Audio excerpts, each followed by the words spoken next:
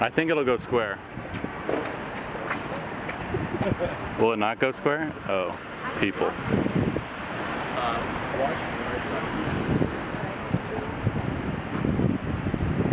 Oh, that looks fucking sick, man.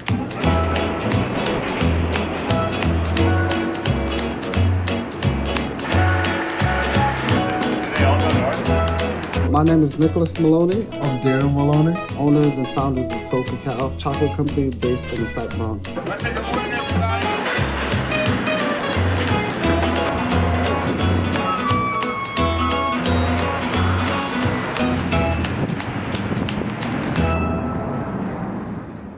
Let's talk about how it started. My dad shared a story that, oh, you didn't know your great-grandparents were cacao farmers. And we were like, wait, chocolate? Back in the early 1900s, people would come to Trinidad to make money off of, farming cacao and hopefully selling it for a higher price. And that's how they met. And we had no idea that chocolate grew in the Caribbean, but it's 20 degrees north and south of the equator. That's where the raw material come from. And all around the world? all around the world. So that's the cocoa belt. Well, obviously you buy from different regions, so it's not exactly the same. But how different is it actually? It's very different. It's very different. Very different. It's like wine. It's like wine. The environment plays a big part in the flavors that are expressed in the beans. What kind of farm? What is it being intercrop with? What's the season? The season plays a big part too. You guys are definitely pumping out different types of chocolate bars depending on where the bean comes from. Absolutely. Like how many different bars have you guys made? We settled on four. Four that you like. Yeah, so we use Madagascar, Ecuador, Peru, and Colombia. Okay. And what we were trying to go for was something that tastes like berries, something subtle, something familiar, and then something earthy. It took us 2 years to actually say, oh, this is good. Our first place where we made our first bar was in a church. We had like a little room on one of the towers of the church, and that's when we got the recipe right. And it was kind of meant to be after that. And we had the snap, the shine, the look, the taste, the consistency. It was ready. We were like, we could do this Snap, again. the shine. That's it. This is true. Did you just start with one random supplier? You got a bunch of beans and then got the shine snap with that? My older brother, he did a lot of research. He found out about what other chocolate makers, where they were sourcing their beans from. Got some samples.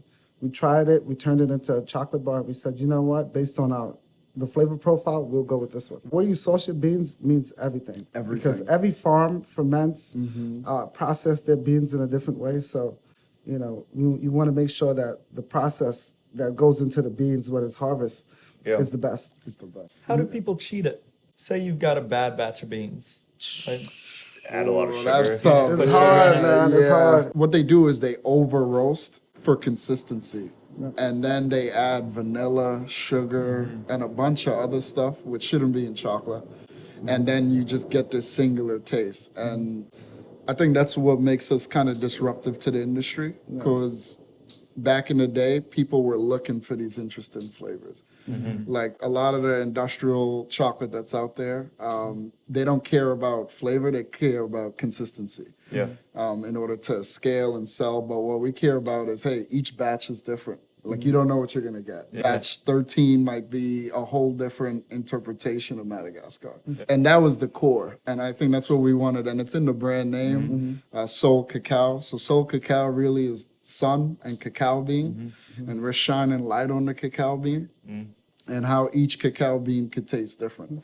So the sun reveals things, and through our chocolate making process, we hope to reveal, all of those interesting flavors behind the cacao bean. what ingredients do you guys have? We use 3 ingredients: cocoa butter, organic cane sugar, and then the cacao bean. And those 3 is the magic. So cocoa butter is naturally in the bean itself. So if I was to press it, I would get cocoa butter, Squeezes and out I like would oil. get cocoa powder. So I would get like two products. I think it might be time to taste the chocolate, and I'm ready to taste a few. Peru. Yeah, Madagascar. Madagascar, nice. Yeah, you guys are chocolate makers. I am a chocolate eater. So we like to say there's a way to eat chocolate. The connoisseurs out there, they like to say, try to give it a little smell, try to see if you could pick up what you're gonna be tasting. And then you just put it on your palate and Let it melt at the roof of your mouth. and then as it melts, you should get the natural flavor. Tell me if I'm wrong. Mm-hmm. I'm getting a little fruity. What? Yep. You're right. You're right. You're right. Yeah. Yeah. I Would you like think to so. trade? Maybe we Yeah, should I do trade. want to trade. Yeah, we'll trade first. Right? All right. The biggest difference that I've noticed between like really good chocolate and like Hershey's is Hershey's, when you bite down on it, it cracks. Oh, Really yeah. good chocolate, it crushes under your Oh yeah, teeth. yeah. Yeah. That's a good point. And the snap is the truth. So if it doesn't snap, Yeah. it's not like top quality chocolate. Look at that shine. Yep. Those are the qualities you look for. The snap, the shine, yeah, the consistency. That was our first bar. Yeah. And people who tried it, it was like, oh, you know, they could pinpoint right away, like, oh, this tastes like raisins, cherries. And, you know, that put a smile on our faces because it was just like, yes, like they understand what we're doing. They believe it. And, you know, that really gave us confidence to just keep pushing and seeing how far we can take it. So I've got a little question, and maybe this isn't correct, but I've believed for a long time. I think I probably read it somewhere that dark chocolate is an aphrodisiac. Sure.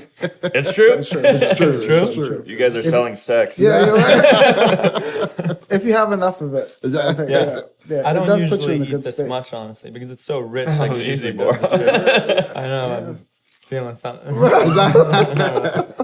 It has a very calming effect on your body and your mind. To answer your question, yes, if you have enough of it, it does put you in a state where you're more relaxed, more, you know, more in tune and more aware with yourself. Yeah. Yeah, so We like to say if you eat a half a bar of this, sometimes you feel it's like, I wouldn't say it's like, people call it the chocolate high. Well, I want to Increases feel dopamine. that. I've never felt that. well, We're you gonna know get what? I don't know. How much chocolate are you guys eating? We eat chocolate every day. Like making sure the quality's there, the consistency's there. Is it the quality that I want? Yeah, you can't lose that. You can't lose that. Yeah. And I think that's something so important. I think each year that we're in business, we realize that like know what you do right, and then of course the customers, you know, they want specific things.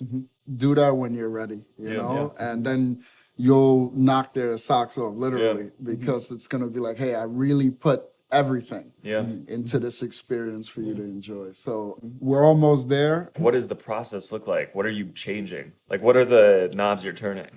Oh, Yeah, that's a good question. point. So getting larger grinders, maybe another temperer, another machine to produce the chocolate, and also more employees. The more people, the more machines, the larger the inventory, the larger the space, the more. So, are product you we can right make. now at a place where if you were to double or I don't know, increase your capacity, you would be able to easily find people to sell it to? Or are Yeah, Absolutely. That's right. Demand is so it Absolutely. sounds like you're Absolutely. maybe having a hard time keeping up with demand, or you're just like not looking for more demand right now because you're at capacity. That you nailed it on it. Yeah, you nailed it. Yeah.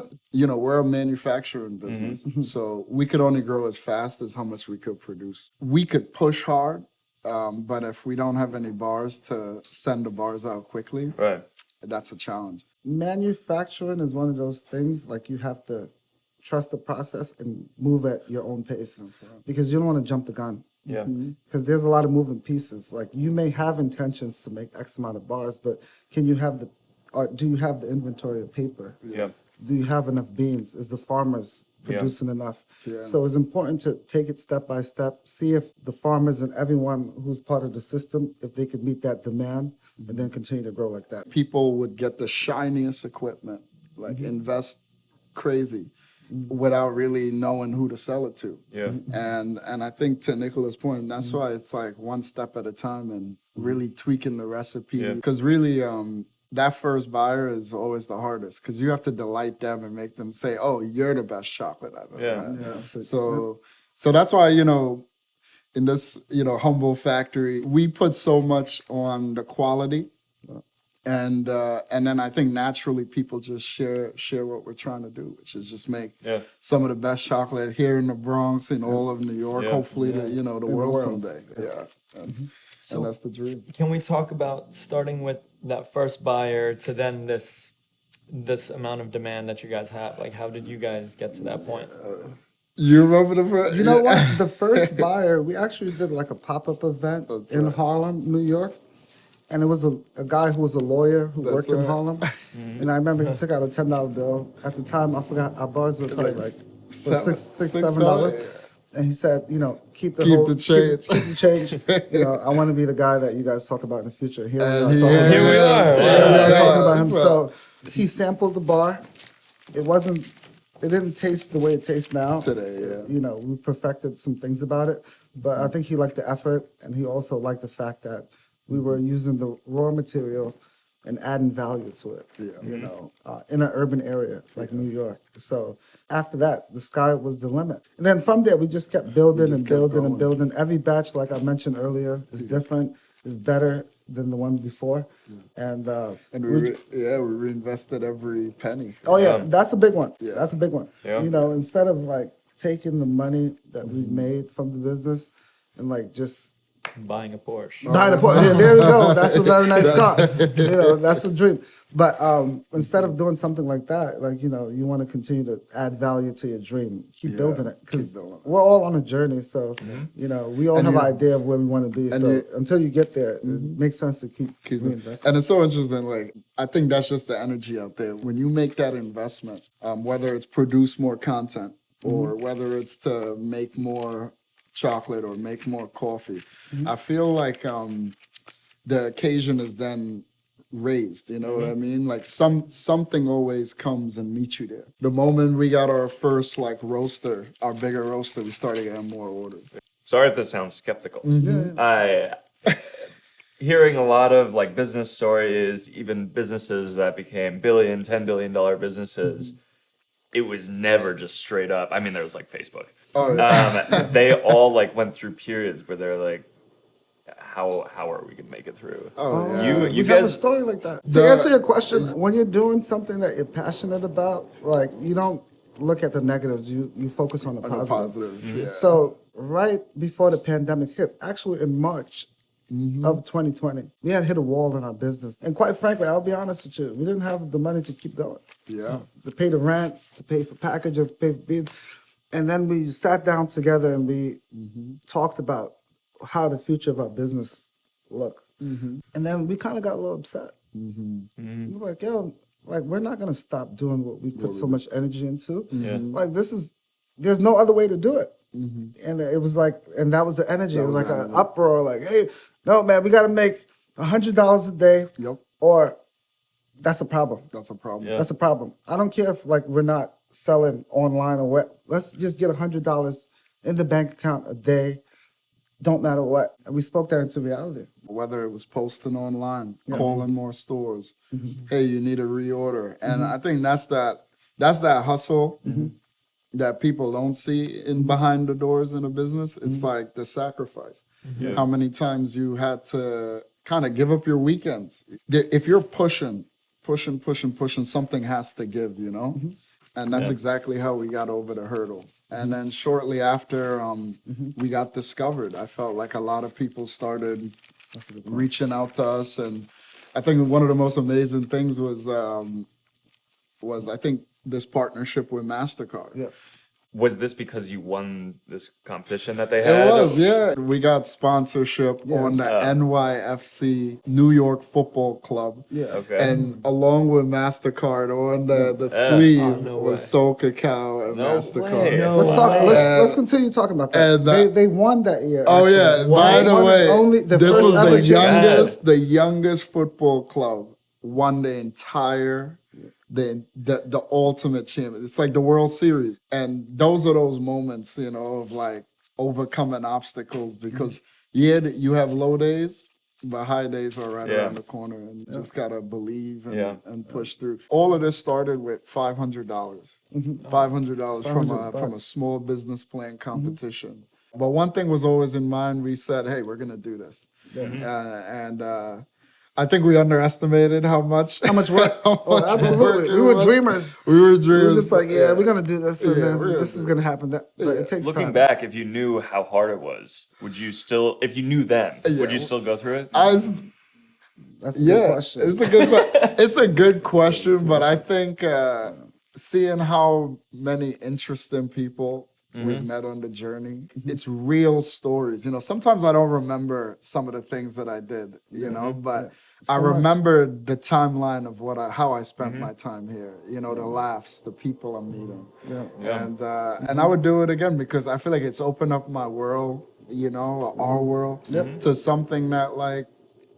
We dreamt about it, but to see it, it's like, wow, like I'm really doing, you know, what we say we're gonna do. Yeah. And, I mean, you're 15 years in it now. Oh Yeah, yeah, pretty much. We're going to continue to enjoy what we're doing now, and we hope to, you know, add more to humanity in general. Like, and I think that's the life that we're living. We're living a life to add value to this existence that we have here through food. Through food. And one of the reasons we, you know, even started the business here in the Bronx, you know, really laid down our flag was because here's where we wanted to make the most change. The South Bronx for decades, you know, the Bronx is burning. And what we wanted to bring to the Bronx was the Bronx first chocolate factory. So that's why it's in our mission that, you know, we want to inspire the next chocolate eaters, chocolatiers, chocolate makers. The whole idea is start that ripple effect. When we started, there was no one who looked like us making chocolate in New York City. And we want to just create that kind of like anything's possible. Anything. Of course, it comes with sacrifice and so And on. hard work. And hard work. Like we just talked about. But anything's possible. A successful business with your brothers, like that is a dream come true, That's a and you dream, guys are like really doing Living it. it, And that's awesome. Our great grandparents, when we found out they weren't able to make chocolate of their own, it was almost like chocolate was already in our blood. And us doing this is actually a continuation of what they had set back. It skipped 2 generations, but we were the ones who I felt that fire and wanted to keep it going. So And I think that was like, And I think everyone has that story to tell in their family, whether it's making chairs or making pastries or cakes or whatever.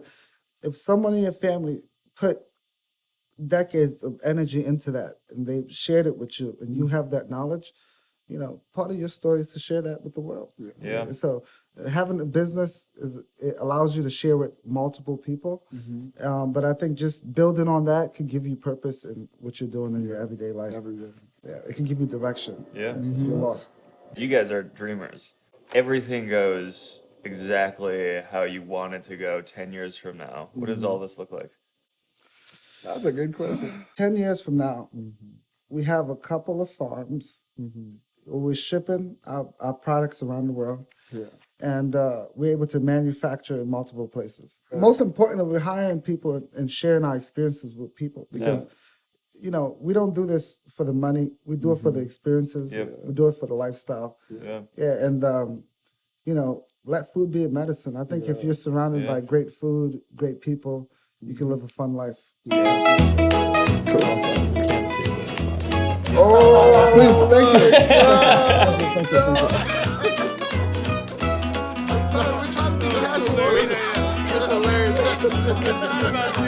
Just like such a different voice than my entire day.